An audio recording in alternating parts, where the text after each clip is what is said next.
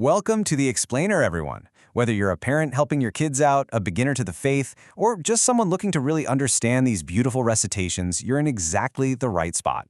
Today, we're focusing on something absolutely foundational, the Six Kalimas. Now, I know looking at six distinct Arabic recitations can kind of feel like a massive memorization chore, but let's completely flip that mindset. We aren't looking at this as a chore, no way. We're going to frame this as a beautiful, step-by-step spiritual journey. By the end of this guide, you'll see just how accessible and deeply meaningful these words actually are.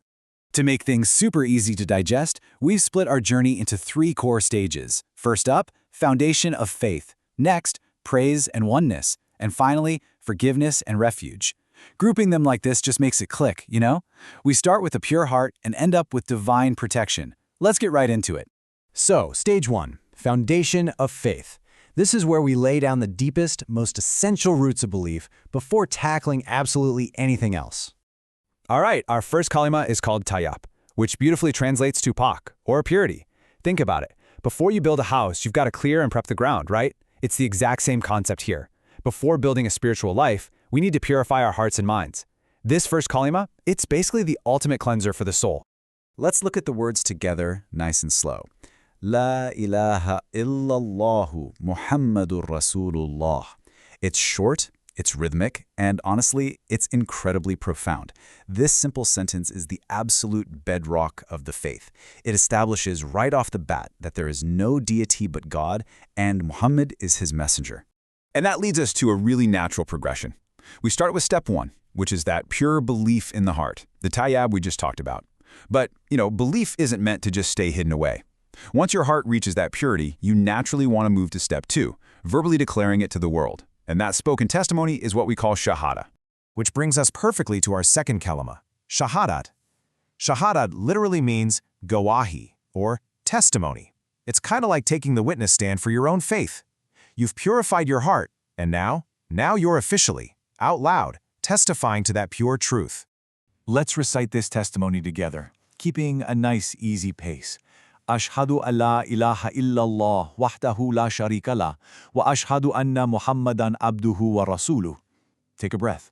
See how it expands on that first kalima? You're literally bearing witness, declaring that God is one without any partners, and testifying to the role of his messenger. You're doing great, by the way. Moving right along to stage two, praise and oneness. Now that our foundation is totally locked in, we're elevating things, transitioning from basic belief to actively praising the Creator's majesty. We kick off this section with the third kalima, known as Tamjeed. This means buzurgi, or glorification. Since we've already declared our faith, it's time to look upward in absolute reverence. Honestly, this kalima is just a pure expression of wonder.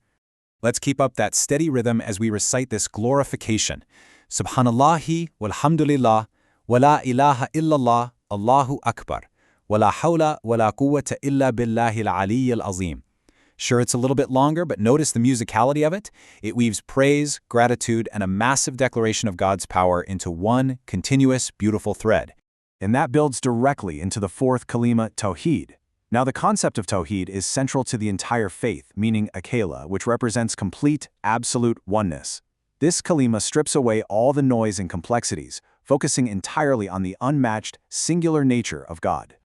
Since this one is a bit longer, let's break it down line by line so it's super manageable. First, La ilaha illallahu wahdahu la sharika lahu. Second, Lahul mulku wa lahul hamdu.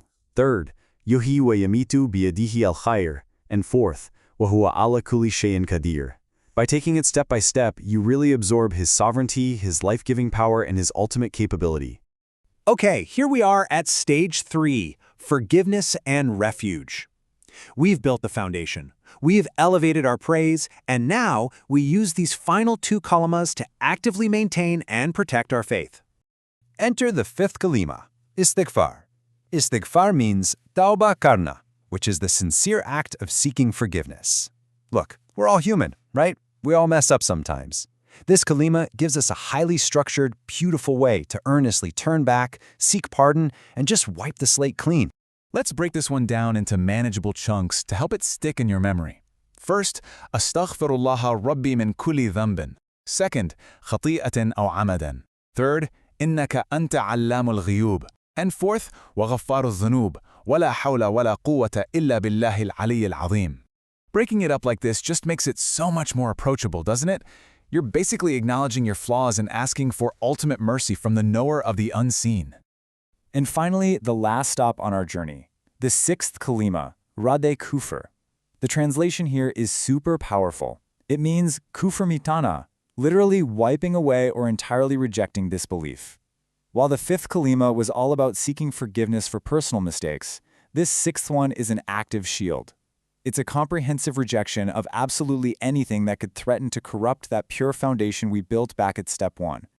Now, this is the longest recitation, but you're totally ready for it. Let's pace ourselves. First, Allahumma inni a'udhu bika min an ushrika bika shay'an wa ana a'lamu bihi. Second, wa astaghfiruka lima la a'lamu bihi. Third, tubtu anhu wa tabarratu min al-kufri wa shirki wal kithbi wal ghibati.